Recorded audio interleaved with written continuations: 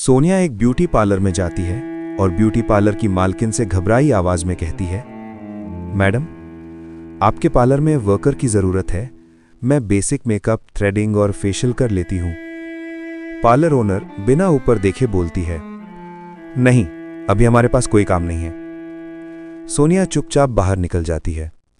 सोनिया थोड़ी दूर जाकर एक दूसरे ब्यूटी पार्लर में जाती है। मैडम, मैं मेहनती हूँ, सीख भी जल्दी जाती हूँ, बेसिक काम जानती हूँ, काम दे दीजिए। पार्लर ओनर कहती है, काम नहीं है। इसी तरह से फिर वो एक और पार्लर में जाती है, वहां भी उसे काम नहीं दिया जाता। इसी तरह वो पूरा दिन पार्लर में काम मांगते हुए घूमती रहती है, लेकिन उसे काम नहीं मिलता। आखिर में थक कर सोनिया एक पार्लर के बाहर सीढ़ी पर बैठ जाती है।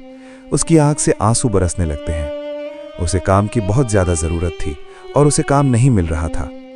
जब इंसान काम मांगता है और हर जगह से ना सुनने को मिलती है, तो सबसे ज्यादा टूटता है उसका आत्मविश्वास। आज सोनिया को भी यही महसूस हो रहा था। सोनिया का जन्म एक बहुत गरीब परिवार में हुआ था। 12 बाई 12 के 2 छोटे छोटे से कमरों में उसकी पूरी दुनिया सिमटी हुई थी।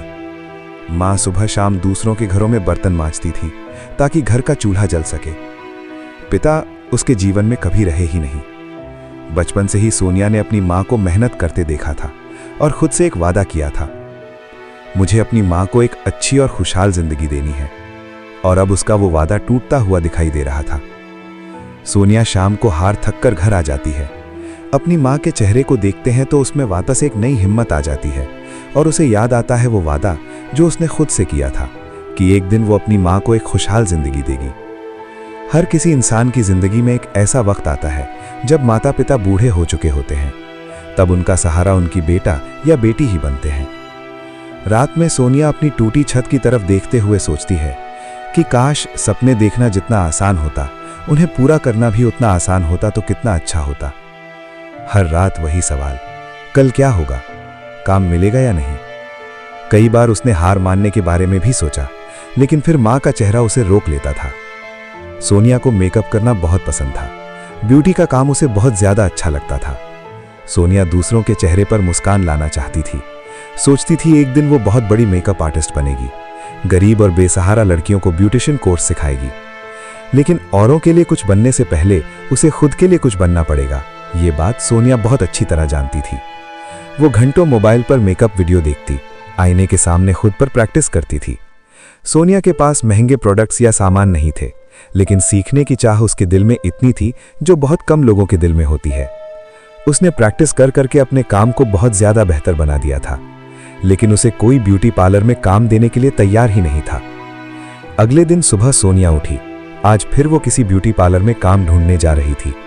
उसके मन में कई सवाल चल रहे थे। क्या आज मुझे काम मिलेगा? मुझे कोई काम क्यों नहीं देता? सोचते सोचते सोनिया फिर किसी ब्यूटी पार्लर में काम की तलाश में निकल पड़ी। काफी कोशिशों के बाद उसे एक छोटे से ब्यूटी पार्लर में काम मिला। वो काम जिसे कोई करना नहीं चाहता था। साफ सफाई करना, सामान उठाना, पूरे दिन खड़े रहना। लेकिन ये काम भी उसे अच्छा लगा, क्योंकि जरूरत में इंसान हर वो काम करता है जिसे कोई करना नहीं चाहता। पैसे बहुत कम थे, 3000 रुपए महीना, लेकिन उसने शिकायत नहीं की। ब्यूटी पार्लर में काम बहुत कम आता था। थ्रेडिंग, वैक्सिंग, मैनिक्योर, पेडिक्योर तो आते थे, लेकिन पार्टी मेकअप, ब्राइडल मेकअप कभी नहीं आता था।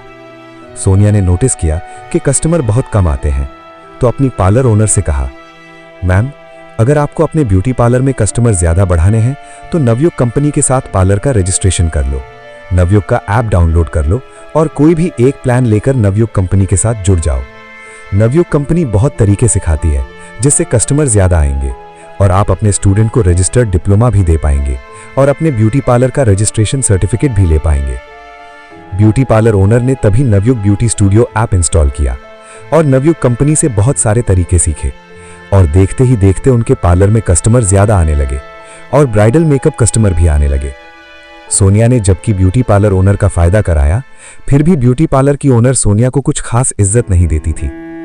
वो सोनिया को सिर्फ एक साफ सफाई करने वाली ही समझती थी और स्टाफ की लड़कियां कभी सोनिया के सर पर कूड़ा डालती तो कभी सोनिया के सर पर पानी डालती। स्टाफ की लड़कियां हमेशा सोनिया की बेइज्जती करती रहती थीं, लेकिन सोनिया जानती थी कि उसका वक्त अभी खराब चल रहा है। यही सोचकर हमेशा सोनिया चुप रह जाती।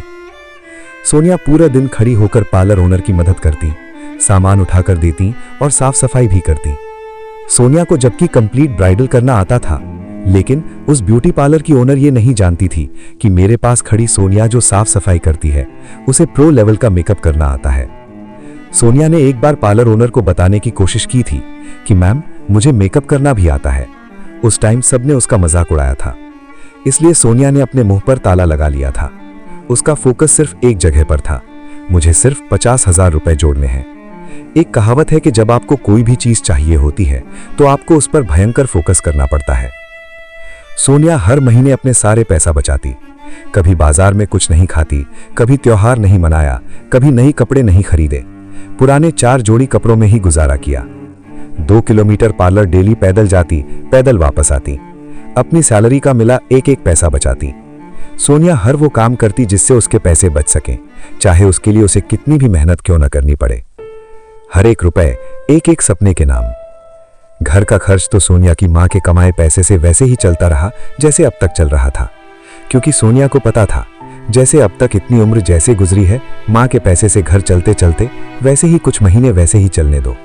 और उसके बाद जो होने वाला था वो ना तो सोनिया की पार्लर वाली जानती थी और ना ही सोनिया की मां, और ना ही आप जानते हैं, क्योंकि जो आगे होने वाला है वो सबको चौंका देगा। धीरे धीरे हफ्ते गुजरे, धीरे धीरे महीने गुजरे, कई महीने लगे और आखिरकार वो दिन आज आ ही गया कि सोनिया के पास 50,000 रुपए इकट्ठा हो गए। क्योंकि सोनिया को ये 50,000 ही चाहिए थे, क्योंकि सोनिया ने शुरू से ही सोच के रखा था कि उसे सिर्फ ये 50,000 ही चाहिए, क्योंकि अब सोनिया ब्यूटी पार्लर में साफ सफाई का काम छोड़ देगी। सोनिया का पहला टारगेट था 50,000 रुपए कमाना, क्योंकि असली खेल तो सोनिया अब शुरू करेगी, जो बड़े से बड़े ब्यूटी पार्लर और मेकअप आर्टिस्ट नहीं कर पाते।